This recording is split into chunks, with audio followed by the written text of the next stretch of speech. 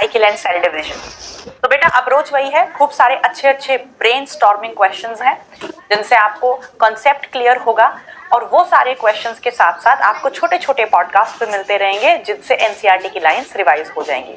Okay, आज की approach क्या रहेगी?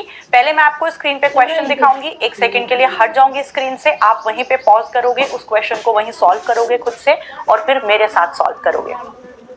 यानी कि तुरंत के तुरंत आपको ये समझ में आ जाएगा कि आपके सोचने के तरीके में कहाँ गलती है, कहाँ कमी है, कैसे सोचना है, चैप्टर पर कितनी पकड़ है, राइट? तो असेसमेंट भी साथ साथ करना है। चलिए बिना लेट किए स्टार्ट करते हैं इस प्यारे से सेशन को। तो आज इस चैप्टर को हम पूरा खत्म करेंगे। आ जाइए, तो सबसे पहला क्वेश्चन है ये, पॉज करो, इसको खुद से सॉल्व करो। चलिए आ जाइए, क्वेश्चन कह रहा है the time taken by mitosis. यहाँ पे आपको 5 स्टेटमेंट दी गई हैं और इनमें से कितनी करेक्ट है ये हमें ढूंढ के निकालनी है, राइट? और अब तो आप जान गए हो कि इस तरह के क्वेश्चंस में सिली मिस्टेक होने के चांसेस बहुत ज्यादा होते हैं। पिछले लेक्चर से आपने ये सीख ही लिया होगा। तो इस तरह के क्वेश्चंस हमें बहुत ही ध्यान से करने हैं, राइट? चलिए आ जाइए।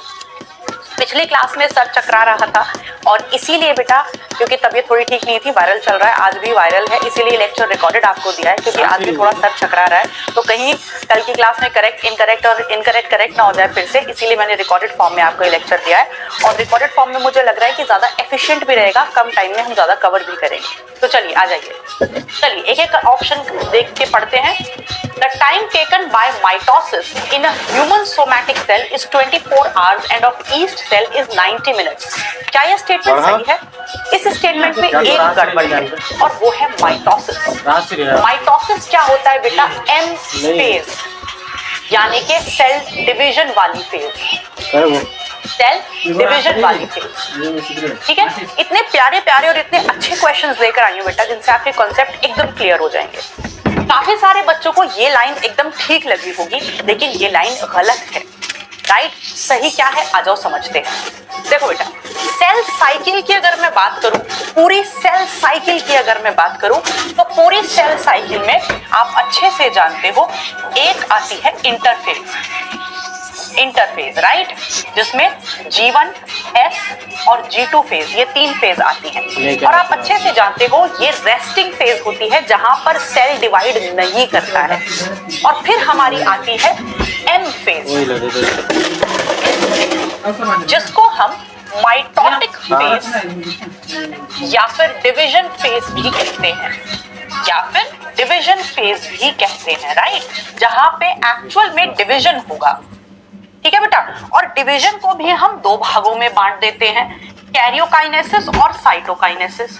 तो आप अच्छे से जानते हो कि कैरियोकाइनेसिस का मतलब डिवीजन ऑफ न्यूक्लियस और साइटोकाइनेसिस का मतलब डिवीजन ऑफ साइटोप्लाज्म। ठीक है, और यहाँ आप जानते हो अच्छे से कि कैरियोकाइनेसिस में कितनी फेजेस होते हैं, आप अच्छे से जानते हो, प्रोफेज, राइट, मेटाफेज, एनाफेज और टेलोफेज।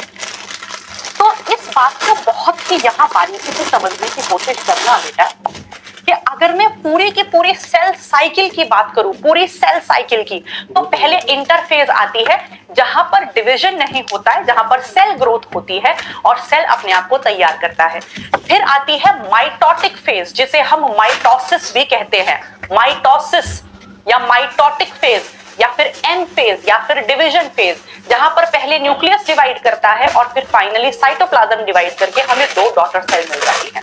अब इस स्टेटमेंट में क्या गड़बड़ है देखो, the time taken by mitosis यानी कि डिवीजन फेज यानी कि M phase is 24 hours in humans. No, गलत।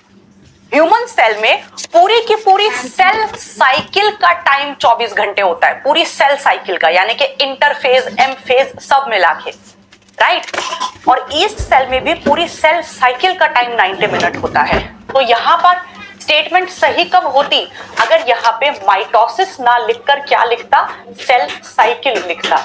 The time taken by cell cycle in a human cell is 24 hours and in a yeast cell is 90 minutes. Okay, चलिए next, interphase represents the phase between 2 successive M phases. M phase आपको अच्छे से समझ में आ गया, M phase मतलब mitotic phase. तो जब 2 डॉटर सेल कंप्लीट मिल जाएंगे हमें, जो माइटोसिस कंप्लीट हुआ,